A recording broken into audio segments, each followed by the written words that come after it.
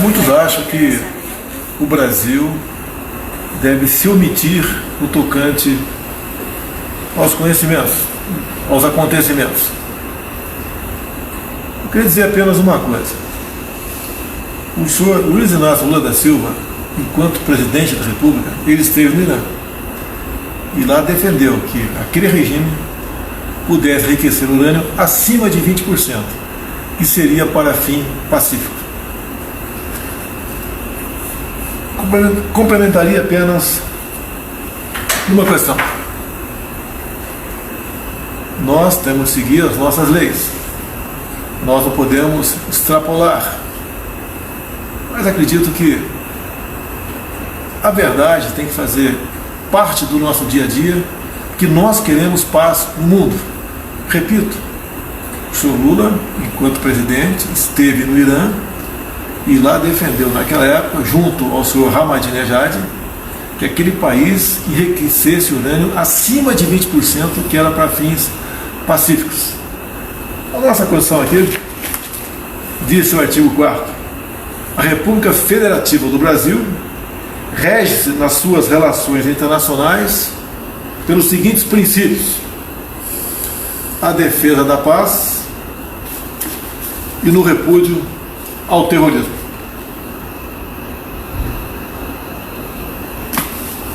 Uma boa tarde a todos e que Deus abençoe o nosso Brasil.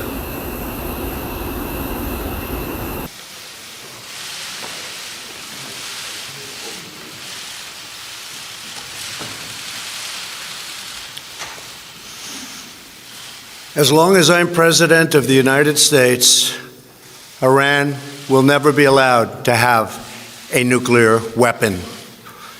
Good morning. I'm pleased to inform you the American people should be extremely grateful and happy. No Americans were harmed in last night's attack by the Iranian regime. We suffered no casualties. All of our soldiers are safe, and only minimal damage was sustained at our military bases. Our great American forces are prepared for anything. Iran appears to be standing down, which is a good thing for all parties concerned and a very good thing for the world. No American or Iraqi lives were lost because of the precautions taken, the dispersal of forces, and an early warning system that worked very well. I salute the incredible skill and courage of America's men and women in uniform. For far too long, all the way back to 1979 to be exact, nations have tolerated Iran's destructive and destabilizing behavior in the Middle East and beyond. Those days are over. Iran has been the leading sponsor of terrorism, and their pursuit of nuclear weapons threatens the civilized world. We will never let that happen. Last week, we took decisive action to stop a ruthless terrorist from threatening American lives. At my direction, the United States military eliminated the world's top terrorist, Qasem Soleimani. As the head of the Quds Force, Soleimani was personally responsible for some of the absolutely worst atrocities. He trained terrorist armies, including Hezbollah, launching terrorist strikes against civilian targets. He fueled bloody civil wars all across the region. He viciously wounded and murdered thousands of U.S. troops, including the planting of roadside bombs that maim and dismember their victims. Soleimani directed the recent attacks on U.S. personnel in Iraq that badly wounded 4 service members and killed 1 American, and he orchestrated the violent assault on the U.S. Embassy in Baghdad. In recent days, he was planning new attacks on American targets, but we stopped him. Soleimani's hands were drenched in both American and Iranian blood. He should have been terminated long ago. By removing Soleimani, we have sent a powerful message to terrorists. If you value your own life, you will not threaten the lives of our people. As we continue to evaluate options in response to Iranian aggression, the United States will immediately impose additional punishing economic sanctions on the Iranian regime. These powerful sanctions will remain until Iran changes its behavior. In recent months alone, Iran has seized ships in international waters, fired an unprovoked strike on Saudi Arabia, and shot down 2 U.S. drones. Iran's hostilities substantially increased after the foolish Iran nuclear deal was signed in 2013, and they were given $150 billion, not to mention $1.8 billion in cash. Instead of saying thank you to the United States, they chanted death to America. In fact, they chanted death to America the day the agreement was signed. Then Iran went on a terror spree, funded by the money from the deal, and created hell in Yemen, Syria, Lebanon, Afghanistan, and Iraq.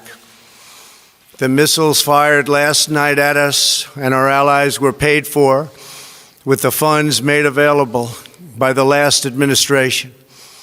The regime also greatly tightened the reins on their own country, even recently killing 1,500 people at the many protests that are taking place all throughout Iran.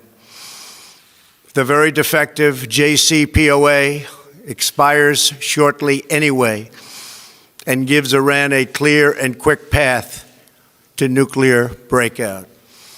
Iran must abandon its nuclear ambitions and end its support for terrorism. The time has come for the United Kingdom, Germany, France, Russia, and China to recognize this reality. They must now break away from the remnants of the Iran deal, or JCPOA.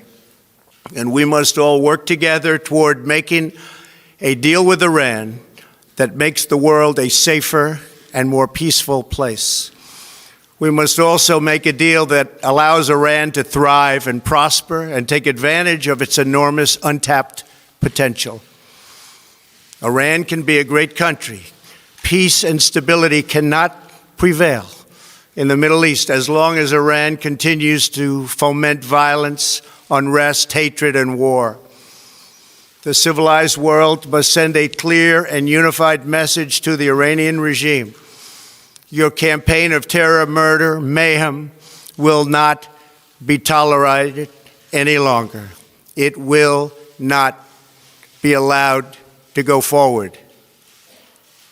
Today, I am going to ask NATO to become much more involved in the Middle East process. Over the last 3 years, under my leadership, our economy is stronger than ever before, and America has achieved energy independence. These historic accomplishments change our strategic priorities. These are accomplishments that nobody thought were possible. And options in the Middle East became available. We are now the #1 producer of oil and natural gas anywhere in the world. We are independent, and we do not need Middle East oil.